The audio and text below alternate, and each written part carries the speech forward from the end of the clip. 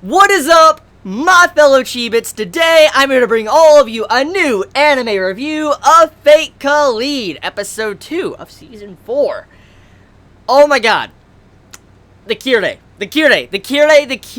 scene.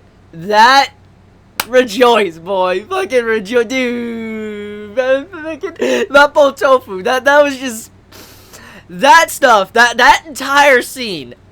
I don't know how many would laugh at that scene. I don't know. It might just be my taste in comedy. I have no fucking idea. But that scene, I was just laughing. Because I heard the voice, and I know that voice. Because, look, I've watched all the Fate series, and I played the games now, or, you know, played the Fate Stay Night and all that. So I know Kirei's voice. I kind of know what that voice was. At first, I was kind of skeptical, like, is that Kirei? I have no idea. But then, when you see the back of him and you see his face, I'm like, bro, Kirei is a fucking chef. He's in a ramen shop. He's in a fucking ramen shop. He's cooking mapo tofu. And when you see this bowl given to Illya and Tanaka, the bowl looks like hell itself. It looks like hell is just spewing out of that bowl. Oh, even in a comedy series, well, it's not really necessarily completely comedy, because Fate Kaleid has been serious. It's been trying to get serious with this season, as we can already see. It's still just funny seeing Kirei, the man that's like, rejoice, just to see this man in that type of setting, making mapo tofu, and also just feeding Illya. It's so funny. It really is. I mean, thinking about all the interactions that, you know, Kirei's had in the past with certain characters, and been seeing this, I'm like, yo, it's too funny. So, yeah, that scene, honestly, the highlight of the episode. It was my personal highlight. It wasn't nothing necessarily, like, the best, like, when it came to the progression overall in the episode. It was just nice getting to see Kirei, and I find it very funny how Gil and Kirei have some form of interaction in this episode, you know, because as we know, Gil and Kirei, you know, from the interaction with Fate Stay Night and Fate Zero, we know how those two are connected. So seeing these two have a little bit of interaction in this episode, that was also, I think, for the fanboys of the Fate games as well. If you played the games, or if you watched the original series, that was definitely for the fans. A little bit of fan service for us Gil and Kirei fans. So, besides that, let's talk about some of the other details. So we have a scene with what I'm assuming is Shiro, because the voice actor is fucking Shiro. I mean, we could see that the voice actor is Shiro. We could see the way his design is. It's instantly, you can tell it's Shiro. And you see the little white strand in his hair, and if you've watched, you know, Fate Stay Night, Unlimited Blade Works, you might already know, and if you played the games, you might already kind of be well aware as well. But you see the hair turning white right there, and I'm like, ooh, the fucking hair! And then we found out, apparently he was the one that saved Miyu to begin with, and got her out of that world the first time, and then that's how, you know, Miyu eventually met our characters in Season 1. So, it was thanks to Emiya Shiro that saved Miyu the first time around, of how she got to, you know, Illya's world. It was thanks to him. And so that's probably why he seems so damaged. Look at the way his, you know, his arms are. They're all bandaged up, bro. And when I saw that, my inner fanboy just started jumping out. Because, let me just, you know, come out with it and say, if you all were unaware, I mean, some of you probably are. I mean, if you've been watching my Fate videos for a very long time, I'm a big fan of Shiro, and I'm a big fan of Archer. And seeing those scenes just, yeah, I just got a little bit hyped.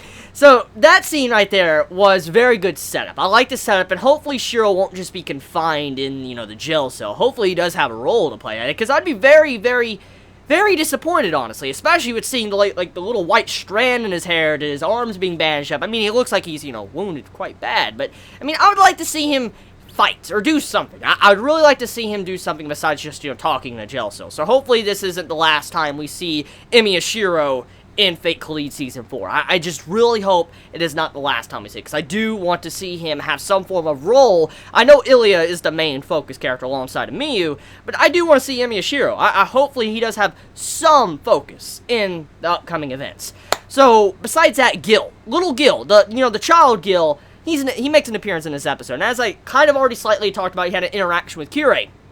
So the little Gil, apparently he got sucked up into this dimension as well, alongside of, Illya. He's here now, and he knows pretty much everything about this world. So the traits of heroic spirits work in a very similar fashion as the heroic spirits in the other Fate series. As you know, when heroic spirit comes into the certain timeline, for instance, let's just look at Saber, for instance, Fate Zero or, Fate Stay Night. When they're summoned into that world, they gain all the knowledge of that era, kind of. And that's what Gil pretty much said in this, episode. He's like, oh, I kind of know everything about, this era, the information and stuff about, this location. So this lets us know indirectly that the heroic spirits, like Gil, they do get all the memories of that era. So they work in a very similar fashion according to the other world physics of, the Nasu-verse. So I'm glad to see how this was integrated into this episode. It makes me personally happy to see.